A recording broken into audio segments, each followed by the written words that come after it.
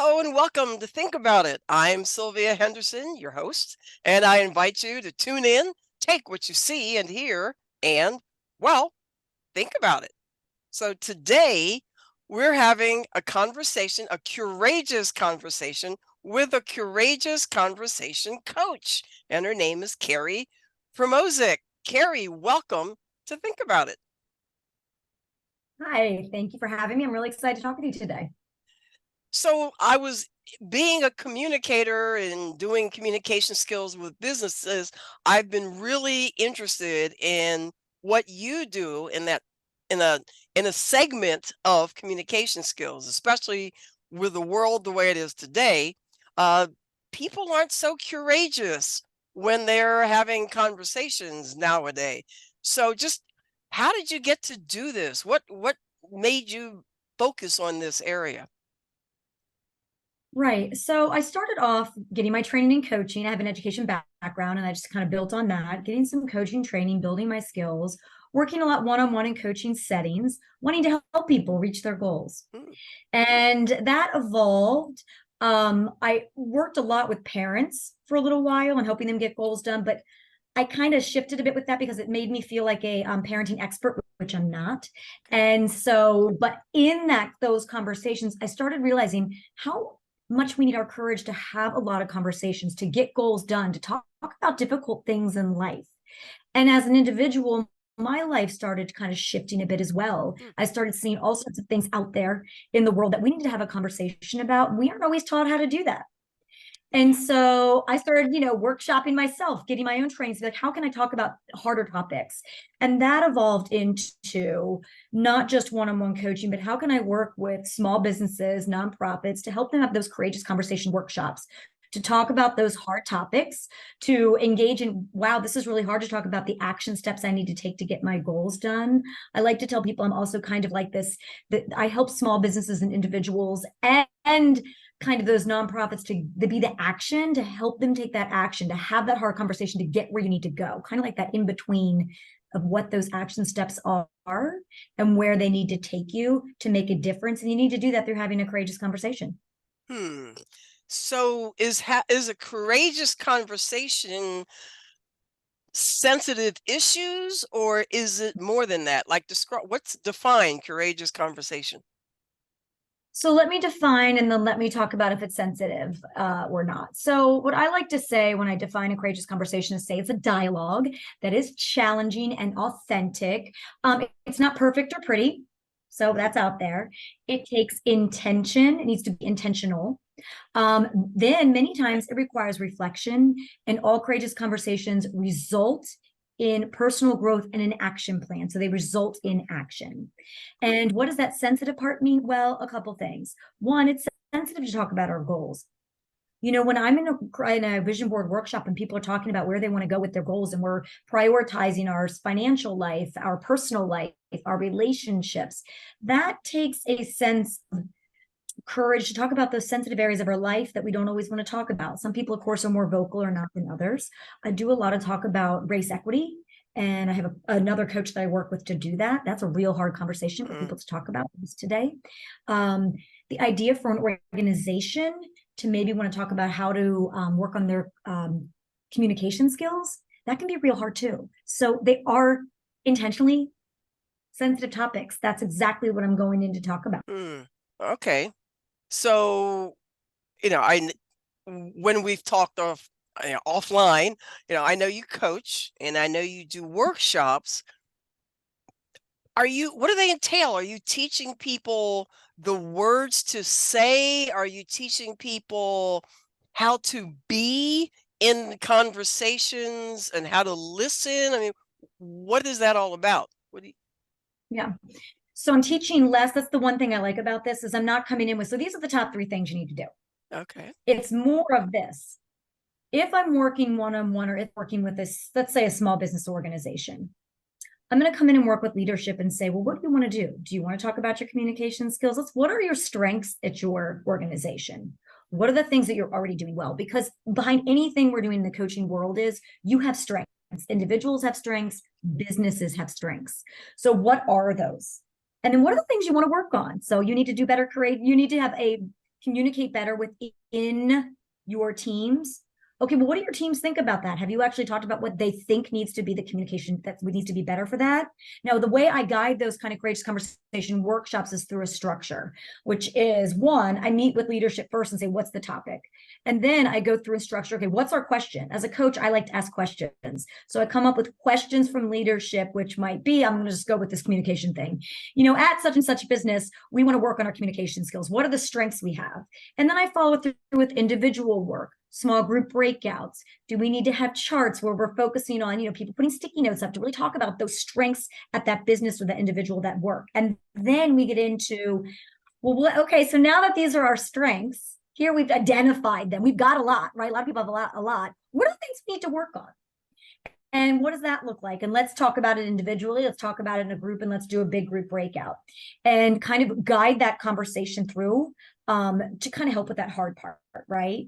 And then how can you get to, so the hard part of like, okay, I want to communicate, these are our strengths. How can we use those strengths that you already have people using, that you already have inside, to kind of work on that challenging part? Now, what I will say too is with the challenging part, I'm meeting with leadership in the beginning to help people plan. So I know I get a little background, what might be difficult. Also, we set norms in the beginning. So what are our boundaries? A lot of times it's everybody's going to share. We're not going to judge. I spend a lot of time setting expectations, because if we're going to go into this, we need to do that. So that's one of the things that I really spend a lot of time setting up. So it's less of a how to do it and more of a here's structure, here's your topic. Because coming from a coach point of view, I trust and believe you know what you need to work on. I trust and believe and know that you have some strengths. And then in our action plan, the end of it, so the action plan might be, well, okay, we need to do this or that. Sometimes an action plan is there's another professional that this group needs a strategic planner. They need to work with them. They realize they need to go back and have their training about communication. What is that at their nonprofit? Do they have one? So a lot of it is really getting, like I said, that action in between of where you need to go to get there. And sometimes we need to have, that's kind of how that hard conversation looks like. So it's real structured with real expectations. And it changes. It's customized. So I'm thinking. I was just going to say it's customized. No, that's okay. So I'm thinking, being a consultant myself, and in the area of, and I hate the word soft skills, but that's pretty much what people call it. Sometimes I have to convince, actually, I find my better clients are those that I don't have to convince, need what it is I come in to do. Do you find yourself having to convince leadership that they need you, or is the CEO / business owner / executive director, already open and ready to receive your work? So it's a little bit of both. Sometimes people are like, yes, we really want, we've seen that you do these workshops. We want to talk about reaching our community. There's some people in our community we aren't reaching. We want to be a better, we want to find better ways to do this. We think you can help us. There's that. Sometimes it's more of me talking to a business, especially with the DEI workshop I do. Hey, I'm reaching out to you. I see that this is something you're working on, and there can be a lot of struggle with, is it needed? Is it okay? Those kinds of things. So it's a little bit of both. I wish I could give you a more direct answer, but I'm learning. It's both. And it seems to be summer. And when you get there, your people in your workshop, some are totally committed and invested, and some are not. And that's kind of why we have to have that expectation. I'm really clear on how the structure works because of those mixed things. And everybody comes with different abilities because nobody really teaches us how to have hard conversations. So actually, yeah. So actually, in that vein, to take that further, I know, I'm not a parent, but you are in the education field, so that the kids are open, and they don't have those, they haven't been told, oh, don't talk about that yet, or don't ask that person that question yet. And so they're so open and just absorbing and learning. And then, of course, society causes us to, as we get older, don't ask that question. That's rude, that somebody's going to be offended. How can we keep kids from getting, from being stymied, and keep them open and turn them into adults that are not afraid to have conversations like this? Yeah. So a big thing with that is practice yourself. Mm, Practice yourself as an adult role model to your kids, whether you're a teacher, a parent, you're out there working with kids, whatever you do. Some of it is just showing your young people when you're in a situation, mm, wow, everybody, we need to freeze. I'm really upset right now. I'm frustrated. I was leading this group, whatever we were talking about. I had some things that weren't so nice that really upset me. We need to take a moment to talk about it. Nobody here's in trouble, but we need to talk about it. How'd that make you feel? Do and raise your hand or whatever you might have set up in your organization where you're working with young people, and also modeling to them when you mess up, mm, say, hey, group, I'm coming in kind of having a bad mood today. I am really sorry. I didn't make the right thing. Also showing that you can have the courage to, in front of our young people, admit you're struggling with something, or if you're wrong, yikes, right? We all don't want to really say when we did something wrong. Can you show that? Can you also help them have that conversation too mm, by saying, yeah, I hear that you just said whatever it is that we think we shouldn't say. Yeah, that's a hard topic. What more can we say about that? It is simpler than I think we want to make it. It's just most of us have been conditioned for years not to talk about certain things. Don't say it this way, don't comment on anybody and all those things. And we shouldn't be mean, but we don't really have the skill to say to someone, what you just said really kind of hurt. And I'd really love to mm, take a minute to talk about it with you. Are mm. you okay with Yeah, I think the language is so part of it? important. Yeah, the language we use Yeah. is so important. Um, we've got a couple minutes before our break. Don't know if this is a longer answer or not, but since you are an educator, are you feeling more restricted now in our environment than it perhaps in the past for having conversations with kids? I don't think I'm feeling more restricted. I think I probably restricted myself years ago when I was Uh, younger in education because I uh, wasn't as evolved. I didn't know as much. No one taught me, right? So now I'm older and I can grasp big concepts. I can say to young people, yeah, we don't really want to call people names. And this is not okay. I'm trying to keep it real basic yeah, here, but I yeah. think part of it is that it is evolved for me in that sense. And I think that is what helps. Is it harder? If you watch the news and when we're and all those things, yeah, it does seem harder. But really, I think when we're engaging with people, Mm, if we're being honest about it and we're just saying, hey, this is a big topic somebody just said, mm, I think we can do. We've got to work past some of that. Do we need to do it within a certain level of respect because we do have young people and it's school and things like that? yeah. Yes, there's real need to do that for sure. I also think you need to build trust within your young people. So building trust in your classrooms, that comes first before I can even have anything real hard. Mm, So how do we build trust with people? Do what you say, role model. If you mess up, say it so that kids can see that, if you're trying to have a hard conversation, be like, listen, I'm really flubbing here. I really don't always like to talk about race, but somebody said something that was really mean and really trying to take that moment to say that you're struggling too and that you would like to talk with them about it. I think that okay. honesty helps. Great and perfect. And when we come back from a break, I'm going to ask you for an example. I mean, you've explained a lot. I'm going to ask you for maybe an example of a courageous conversation. I don't know if you want to role play with me. This is like scary because we haven't practiced, but any way you want to show, I think that for our viewers to see. So what's a courageous conversation look like and feel like? So we're going to do that when we come back. When I was 10, my mom got deported. We had a difficult time, and I feel that's why I didn't get to finish school. Jessica has been through a lot in her life from early childhood. My husband is really supportive in a way that he pushed me to go back to school. She came in looking to complete her diploma. She had a family she had to take care of. Anytime she needed help, we provided her help. She realized that we were here for her. She wants to have a career so her kids could look up to her.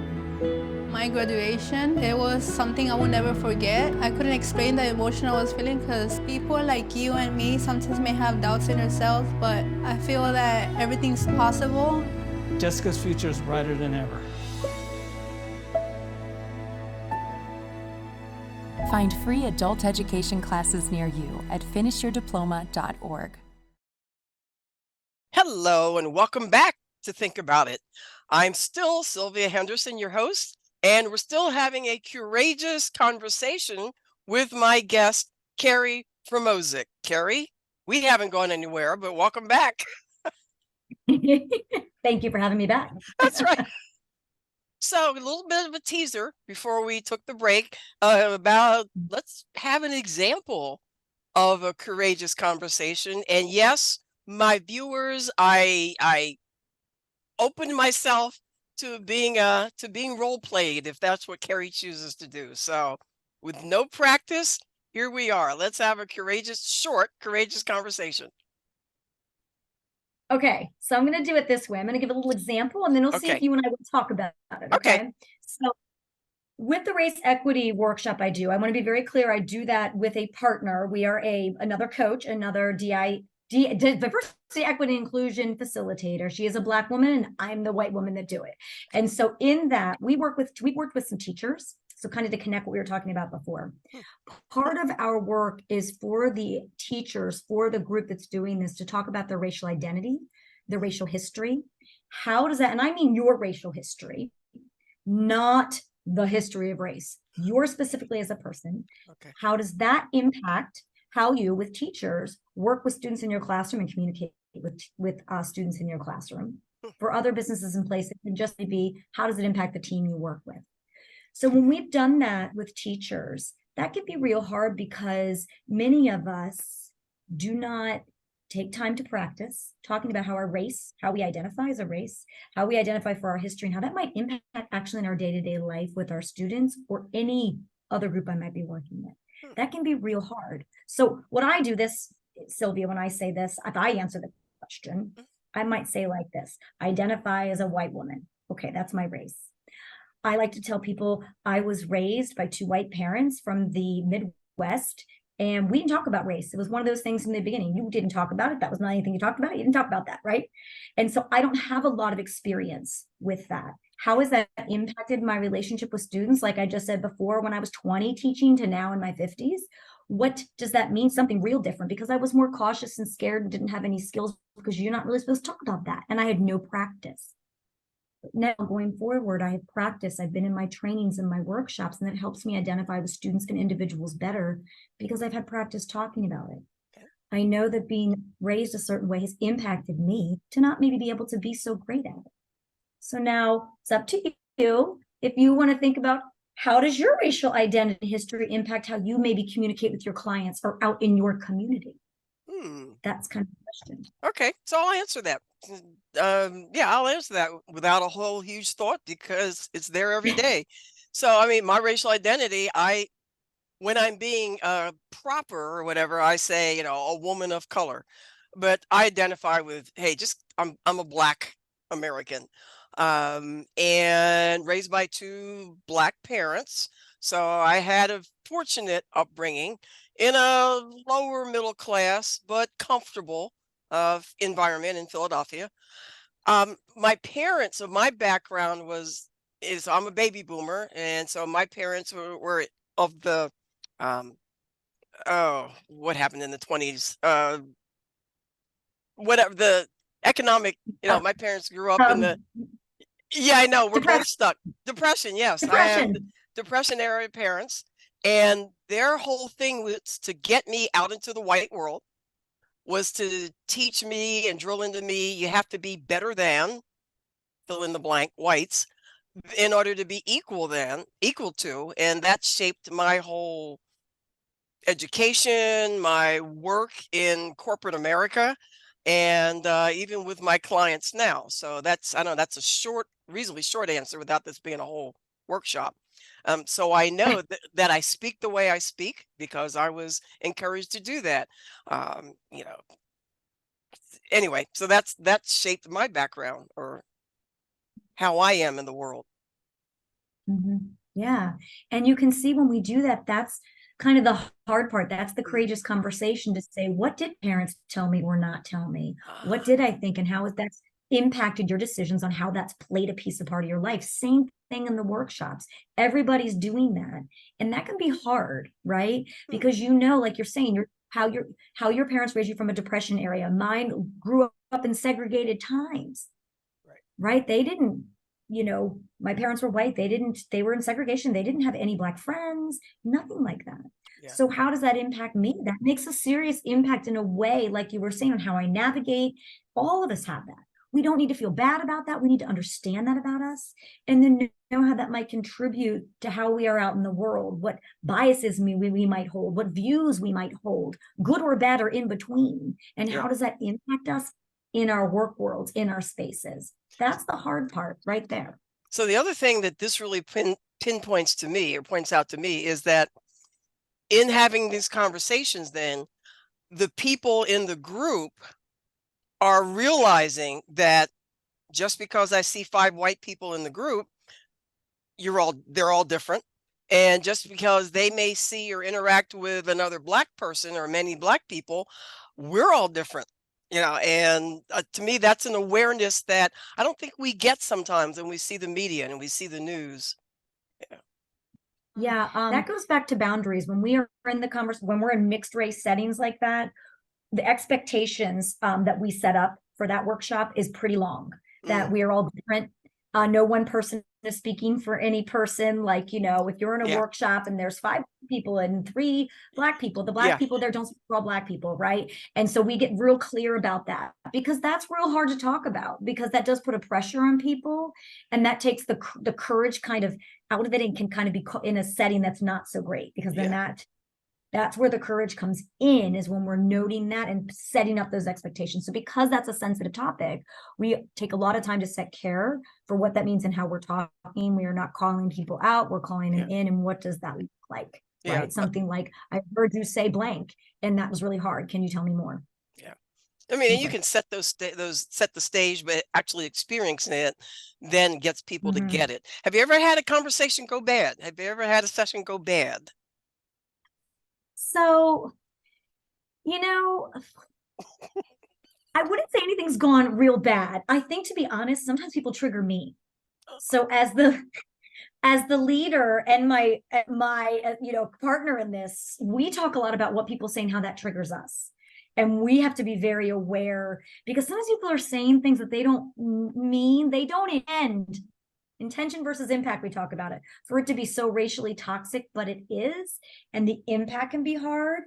So when I feel it, we have some cues that we do, and we might say, hey, for a minute, let's talk more about that. I know the intention for that was not to be hurtful, but I feel like the impact's a lot. So a lot of times I haven't had anything go horrible, but a lot of it is, I feel things that people are saying, or common things I hear people say that I know are not okay, in a sense. And so I have to say, okay, as the leader in this, what are we going to do to stop and talk about that? And that can be hard. So I can't say it's gone bad. I can say I have felt things in me that I've had to make sure I'm monitoring, if that makes any sense. Yeah. Not yet, though. I mean, who knows? I've got a future ahead of me. Something could happen. So, racial identity, DEI, I know that's like thrown out in terms of a term. Do you also hit things like culture, gender identification, pronouns, LGBTQ plus, whatever, socioeconomic differences? I mean, those are all sensitive. We don't talk about that kinds of conversations that I wish we did talk about it more. Yeah. So yes, the answer is we do. For culture, yes. When we start talking about race and racial identity, culture crisscrosses a lot, because we have those crossed identities. So that comes up in workshops a lot, of what does that mean to be this and to be that, right? And how do we do that together? Yes, we talk about a lot of times in our introductions, we talk about pronouns, we talk about how we want to be talked to, things like that. So yes, I've had a nonprofit I worked with that, wanted to be more inclusive and wanted to reach their LGBT community. So we talked a bit about what does that mean and what does that look like. So it meant one thing for them, and then they had some strategic planning to do that. There was someone in their organization that helped them with things. So yes, we do talk about all those things, and that does come up, because that's what makes it so complicated, is because all those things intermingle. when we're talking about anything to do with our identity. So yeah, they do all come up in all those different ways. And we do go back to those norms, those boundaries to help us through that. And we also have things in place. If you feel upset or whatever, it's okay. The workshop's going to go. You're allowed to leave and go be upset. I promise one of us, if I'm working with my heart, we'll talk to you later, but we do have a workshop to do. And so we have space for allowing if anybody does get upset. We've seen some tears before, but nothing that needs to have an exit or anything like that. Wow. So yeah, we do touch on all those things for sure. Okay. Boy, if I saw tears in my workshop, I'd freak me right out. I'm like, oh crap, what do I do? Oh, so I'm conscious of time is moving along. So something I haven't asked you that you wish people knew. I think what I wish people would know is, as we're talking about this, is it's kind of what I was saying in the beginning. I really think people should know that they can have hard conversations. They can build that courage. There's things to read. There's people in your life to talk to. Ask somebody, say, hey, so-and-so in my life, would you like to talk to me about this hard topic, about race, about gender, or about whatever it is that's bothering you? Would you like to do that? I think I'd like people to think they can do it, and I think they can. And to start trying, maybe ask for permission from someone first so we don't go wrong. But really do what you can do it. Parents out there that are educators, people that work with young people, you can role model having a hard conversation. Just practice. It might feel bumpy and clunky, but the more you practice, the better you'll get. And then you're empowering our future and young people and anybody in our communities to do better. And I think that's what most of us, I want to speak for everybody, most of us want to do better, want to be able to be in community in positive ways. Cool. How do people reach you?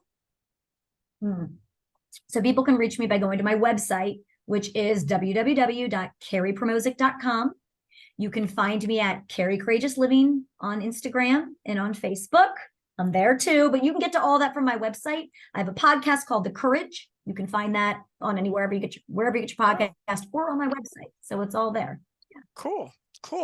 And as we come to a close with about a minute left, last word, final message. You kind of said it, but last word to leave viewers with. I think just dig deep. Use your courage to have those hard conversations. I believe in you. You can do it. We can do hard things. All the things that we say today are true. I know they're trendy, but they are true. Use your courage and have that conversation you want to. And I'm going to add, and thank you. And I'm going to add to that, be willing and open to having the conversation, because I've been the only Black person in many situations, and I've noticed people hesitating to ask me a question. Sometimes other people get angry at the questions, and all of my life, I realize that I have broken down barriers one person at a time.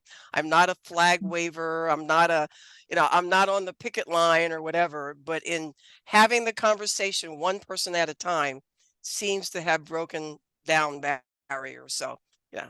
I just want people to be open to having the conversation. Yeah, for sure. Okay, Kari, thank you for being my guest. This was great.